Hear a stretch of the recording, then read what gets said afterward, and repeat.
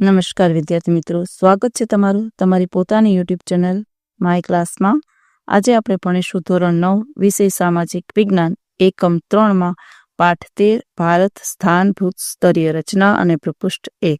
ચાલો વિદ્યાર્થી મિત્રો, વિભાગ એ ચાલુ કરીશું. વિભાગ એમાં જુઓ, માંગ્યા મુજબ ઉત્તર આપણે લખવાના છે. પેલો પ્રશ્ન જોડકાનો છે, યોગ્ય જોડકા જોડો અ વિભાગમાં અને બ વિભાગમાંથી શોધીને એના જવાબ આપણે લખવાના છે. પેલું ભારતની પ્રમાણ સમય રેખા, તેમાં લખો બી 82°30 પૂર્વ રેખાંશ વૃત્ત. પછી કર્કવૃત્ત, તેમાં લખો ડી 23°30 ઉત્તર અક્ષાંશ વૃત્ત. પછી ત્રીજું ઇન્ડોનેશિયા, તેમાં લખો મલક્કાની સામુદ્ર ધુની. ચોથું ભારતનો પ્રાચીનતમ દેશ, તેમાં લખો સી દક્ષિણનો દ્વિકલ્પીય પ્રદેશ. હવે પ્રશ્ન નંબર 2, નીચેના વિધાનો ખરા છે કે ખોટા તે જણાવો. પેલું ભારત દેશ ઉત્તર ગોળાર્ધમાં આફ્રિકા ખંડના દક્ષિણ ભાગમાં આવેલો છે, તો કે ખોટું. ભારતનું ક્ષેત્રફળ જગતના ભૂક્ષેત્રના આશરે 2.42% છે, તો કે સાચું. ભારતના લક્ષદ્વીપ ટાપુઓ અરબ સાગરમાં આવેલા છે, તો કે સાચું. ચોથું, ભારતની પ્રમાણ સમય રેખા 80°30 પૂર્વ રેખાંશ વૃત્ત છે, તો કે ખોટું. પાંચમું, ભારતની પ્રમાણ સમય રેખા 5 રાજ્યોમાંથી પસાર થાય છે, તો કે સાચું. છઠ્ઠું, ભારતની દક્ષિણે પેસિફિક મહાસાગર આવેલો છે, તો કે ખોટું. ચાલો હવે છે પ્રશ્ન નંબર 3, 1-2 શબ્દમાં ઉત્તર લખો. પેલું, ભારતીય સંસ્કૃતિ કઈ ભાવના ધરાવે છે, તેમાં લખો સમન્વયકારી.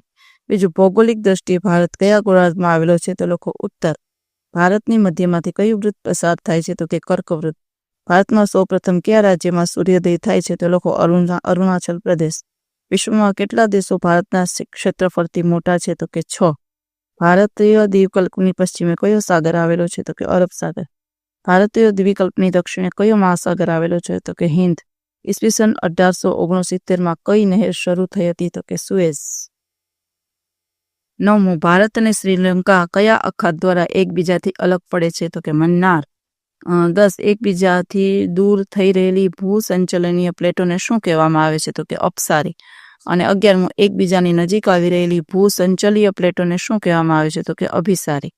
હવે પ્રશ્ન નંબર 4, સાચો વિકલ્પ શોધી ખાલી જગ્યા પૂરવાની છે. પેલું, ભારતની મધ્યમાંથી કર્કવૃત્ત પસાર થાય છે. બીજું, ભારતમાં સૂર્યોદયનો પ્રારંભ અરુણાચલ પ્રદેશમાં થાય છે. ત્રીજું, ભારતની પ્રમાણ સમયરેખા 5 રાજ્યોમાંથી પસાર થાય છે. ચોથું, ક્ષેત્રફળની દ્રષ્ટિએ જગતમાં ભારત 7મા ક્રમે આવે છે.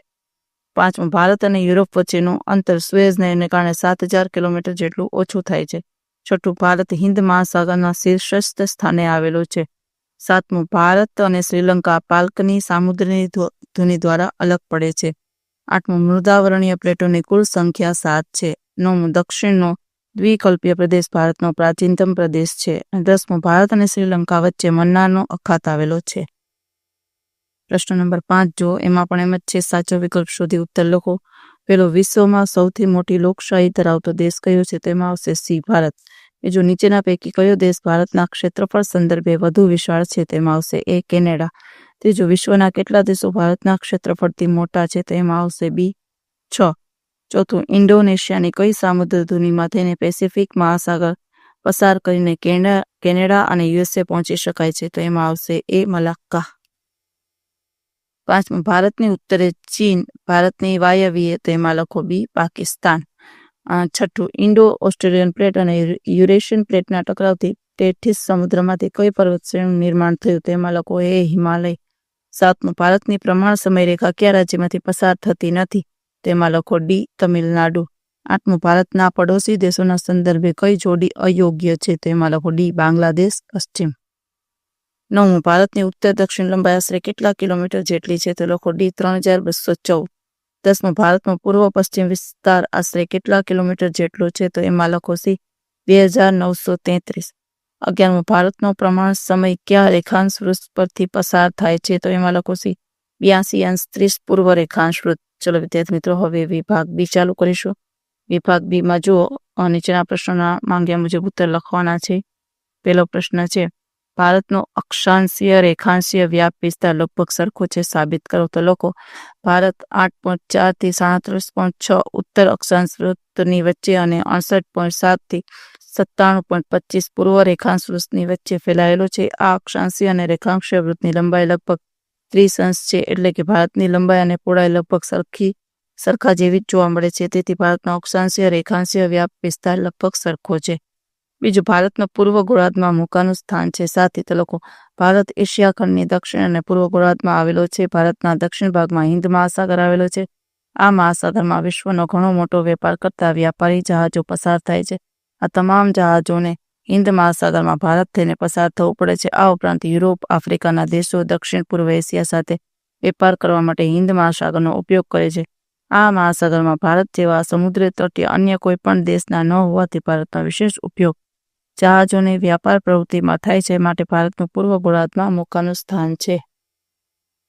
પ્રશ્ન નંબર 3 જુઓ. ભારતનો આંતરરાષ્ટ્રીય વેપાર કેમ સરળ બન્યો છે? તો લોકો પેલું, જગતનો બહુ મોટા ભાગનો આ આંતરરાષ્ટ્રીય વેપાર સમુદ્ર માર્ગે થાય છે, એટલે જ દેશોને તે સમુદ્ર કિનારાનો લાભ મળ્યો છે. તે પોતાનો આંતરરાષ્ટ્રીય વેપાર સરળતાથી વિકસાવી શકે છે. બીજું, ભારત લગભગ 7,500 કિલોમીટર લાંબો સમુદ્ર કિનારો અને મોકાનો ભૌગોલિક સ્થાન ધરાવે છે. તેના સમુદ્ર માર્ગો નજીકના પશ્ચિમ એશિયા, દક્ષિણ એશિયા, દક્ષિણ પૂર્વ એશિયા, ઓસ્ટ્રેલિયા અને પૂર્વ આફ્રિકા તરફ જાય છે. આ ઉપરાંત તેના લાંબા સમુદ્ર માર્ગો સુએઝની નહેરમાં થઈને યુરોપ, ઉત્તર આફ્રિકા અને ઉત્તર America, Cape of Good Hope થઈને પશ્ચિમ આફ્રિકા તથા દક્ષિણ અમેરિકા અને ઇન્ડોનેશિયાના મલક્કાની સમુદ્ર ભૂમિમાં થઈને પેસિફિક મહાસાગર પસાર કરીને કેનેડા અને યુએસએ પહોંચી શકાય છે. આમ ભારતનો આંતરરાષ્ટ્રીય વેપાર સરળ બન્યો છે.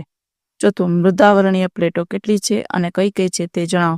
લખો. મૃદાવરણીય પ્લેટો 7 છે. પેલું ઉત્તર અમેરિકા, બીજું દક્ષિણ અમેરિકા, ત્રીજું આફ્રિકા, ચોથું યુરેશિયન, પાંચમું ઇન્ડો ઓસ્ટ્રેલિયા, છઠ્ઠું એન્ટાર્કટિકા અને સાતમું પેસિફિક. 5મો પ્રશ્ન છે, ભારત વૈવિધ્ય સભર ભૂપૃષ્ઠ સાથી ધરાવે છે? તે લોકો, ભારત દેશ વિશિષ્ટ ભૌગોલિક સ્થાન ધરાવતો દેશ છે, જેમાં લગભગ તમામ પ્રકારના ભૂમિ સ્વરૂપો જોવા મળે છે. જેમ કે દક્ષિણ ભારત દ્વિકલ્પીય પ્રદેશ છે, જેથી તે 3 બાજુથી ઘેરાયેલો છે, જે તેની કુદરતી સીમા બનાવે છે. આ જ રીતે ઉત્તર ભારતમાં પર્વતીય વિસ્તારોથી ઘેરાયેલો છે, જે તેની કુદરતી સીમા ધરાવે છે. આ ઉપરાંત ભારતના અનેક વિસ્તારો અલગ અલગ પ્રકારના ભૂમિ સ્વરૂપો જેવા કે રણ પ્રદેશ, મેદાની પ્રદેશ, દલદલીય પ્રદેશ, જંગલ પ્રકારનો પ્રદેશ વગેરે વૈવિધ્ય ધરાવે છે. આથી કહી શકાય કે ભારત વૈવિધ્ય સભર ભૂપૃષ્ઠ ધરાવે છે. ચાલો વિદ્યાર્થી મિત્રો, વિભાગ સી છે. જો ભારતના રેખાંકિત નકશામાં નીચેની વિગતો યોગ્ય સંજ્ઞા વડે તેમના યોગ્ય સ્થાને આપણે દર્શાવવાની છે. જે વિગત આપેલી છે એ વિગત આપણે નકશાની અંદર દર્શાવવાની છે. જો વિદ્યાર્થી મિત્રો જોઈ શકો છો તમે, ભૂતાન, બાંગ્લાદેશ, પછી કર્કવૃત, પછી પ્રમાણમાં રેખા દોરેલી છે, બંગાળની ખાડી, મ્યાનમાર, અરબ સાગર, અંદમાન નિકોબારના વિસ્તાર, લક્ષદ્વીપ, હિન્દ મહાસાગર, શ્રીલંકા, આ બધું નકશામાં આપણે દેખાડવાનું છે. ચાલો વિદ્યાર્થી મિત્રો, આજના વિડીયો લેક્ચરમાં આટલું જ. જો તમને આ વિડીયો ગમ્યો તો લાઇક કરશો, તમારા મિત્રો સાથે શેર કરશો અને મારી ચેનલને સબસ્ક્રાઈબ પણ કરશો. આવજો.